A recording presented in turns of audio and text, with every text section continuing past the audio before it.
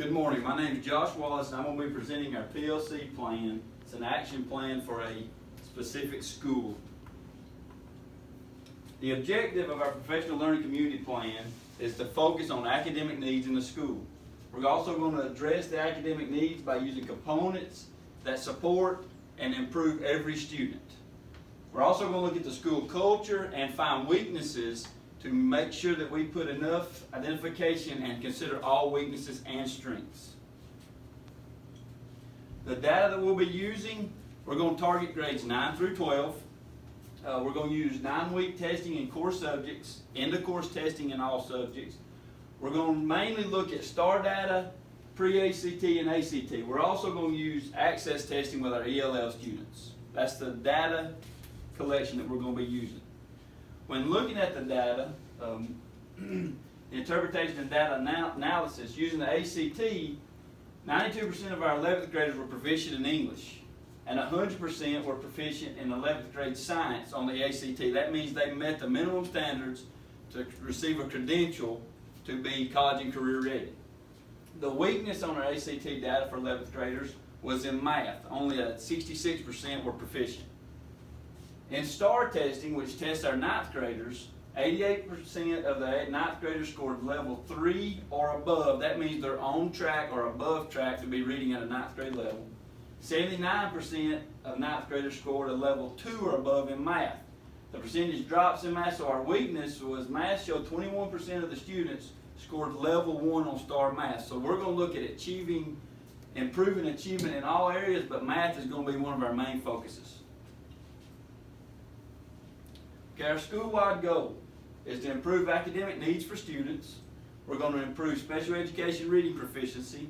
We're also going to meet math proficiency in all subjects and focus on the special ed.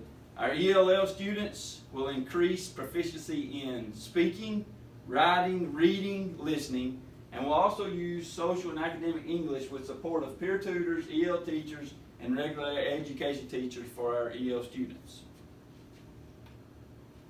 The responsibility of the PLC team or group. Professional developments will be provided for PLCs for all students, and all teachers. We'll collect data and surveys by administration to develop PLC team.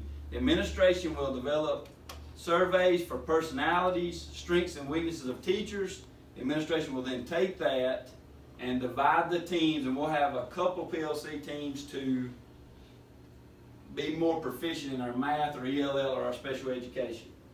The ELL teachers and special education teachers will be on the teams to make sure that the IEP is being met, and all teachers will work to improve academic needs and reduce learning gaps. The timeline for this. The end of the previous year, district, faculty, and administration will discuss PLC professional development for the upcoming year, the new year. During the summer, the administration will view data to be used on the PLC, and you've seen the data earlier in this presentation. In August of that year, administration will develop surveys for teachers to help develop the teams. They will be personality surveys and also strength and weaknesses surveys of the teachers.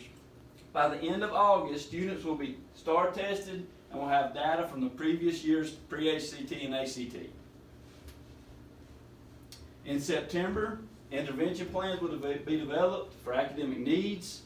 Monthly PLC group meetings will be held. By May, the end of that year, meetings with PLC groups to share effectiveness of the PLC, and by the next summer we'll discuss the strengths and weaknesses of how the PLC actually was effective in improving academic needs. Thank you.